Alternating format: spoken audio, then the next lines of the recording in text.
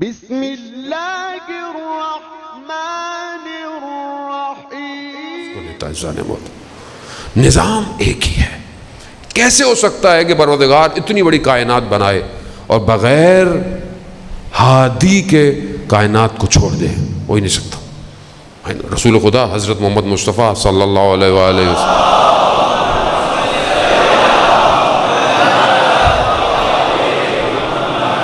رسول خدا کی سرکار کی اپنی حدیث ہے کہ جو اپنے امام کو پہچانے بغیر، معرفت کے بغیر مر گیا وہ جہالت کی موت مرا ہے۔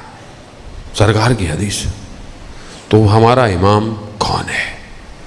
عزیزان محترم، وقت بہت تیزی سے آگے جا رہا ہے۔ وہ کیسے پہچانے جب نظام الہی ہے؟ اس کو درک کرنے کے لیے باطن بھی پاک چاہیے۔ دشمن جہاں باہر سے حملہ کر رہا ہے، آپ کے کلچر پہ حملہ کر رہا ہے، آپ کی اکنامکس پہ حملہ کر رہا ہے، سب دشمن کے حملے ہیں، پوری دنیا پہ ہے، آپ کے اوپر بھی ہم بھی کھا رہے ہیں۔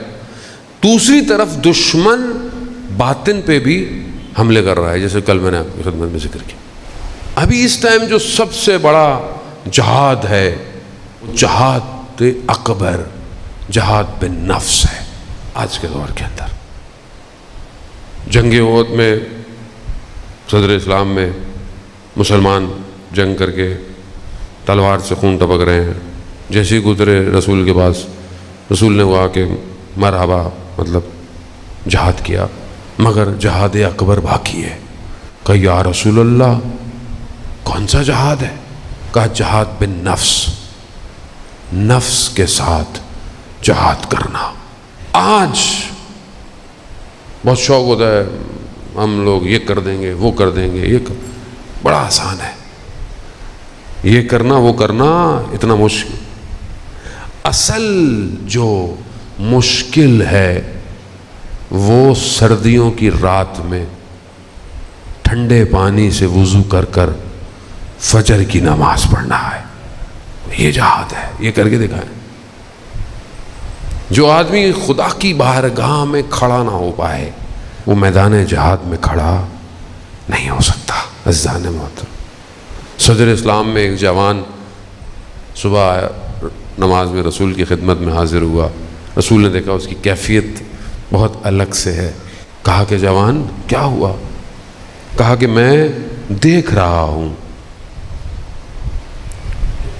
مناظر کو، کون جنت کی طرف جا رہا ہے، کون جہنم کی طرف جا رہا ہے۔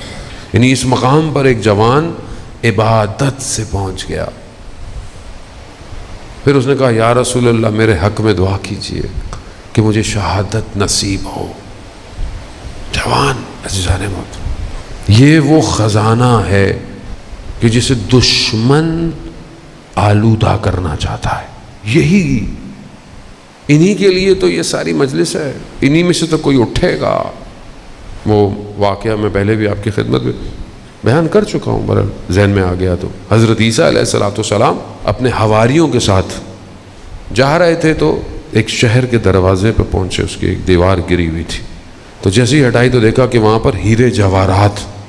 حضرت عیسیٰ کے حواری ہیں، لیکن جیسے ہی ہیرے جواہرات دیکھے تو اٹھانا شروع کر دیا۔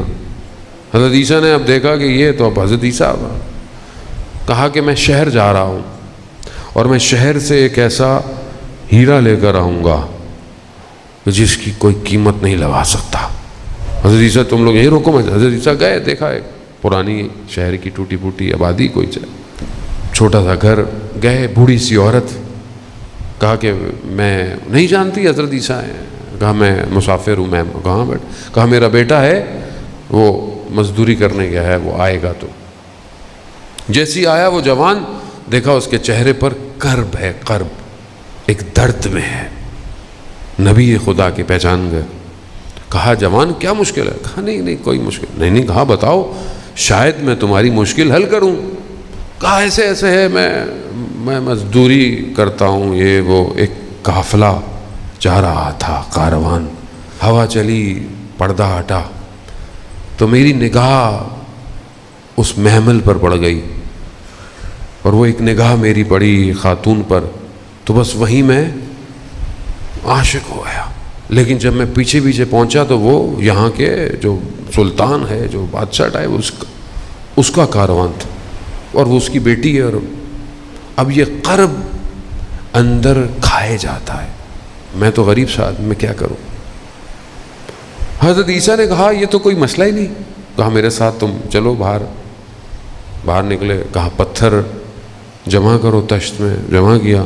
حضرت عیسیٰ نے اذن الہی سے ان سب کو ہیرے جواہرات میں بدل دیا. کہا یہ جاؤ, لے جاؤ بادشاہ کی خدمت میں اور اس کو دے دینا.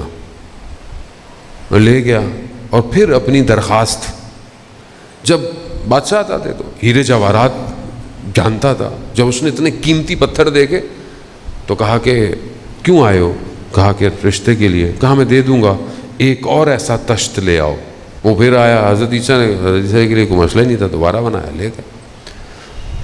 ادھر شادی ہو گئی.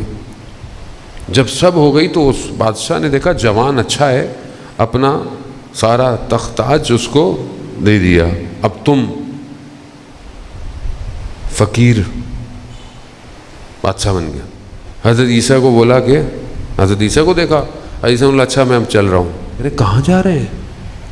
ابھی تو اچھی زندگی گزارنے کے دن آئے ہیں. ہاں نہیں, یہ زندگی کوئی مقصد نہیں ہے. کہا کیوں؟ کہا اس سے بھی بڑی اور چیزیں ہیں.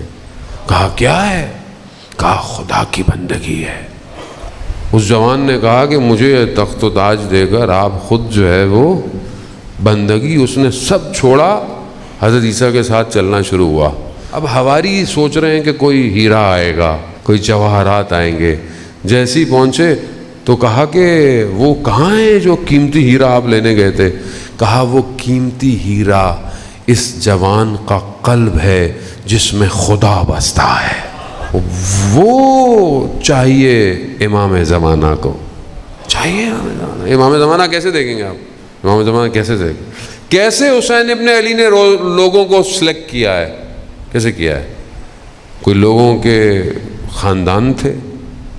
نہیں, قلب جس کا دل اللہ کے لیے دھڑکتا ہو, ولی الزمان اسی کا انتخاب کرتا ہے. آیت اللہ غازی طباطبائی رضوان اللہ تعالیٰ علیہ بیان فرماتے تھے کہ اپنے دل کو کسی کو کرائے کو مت دینا, یہ صرف خدا کے لیے ہے, صرف خدا.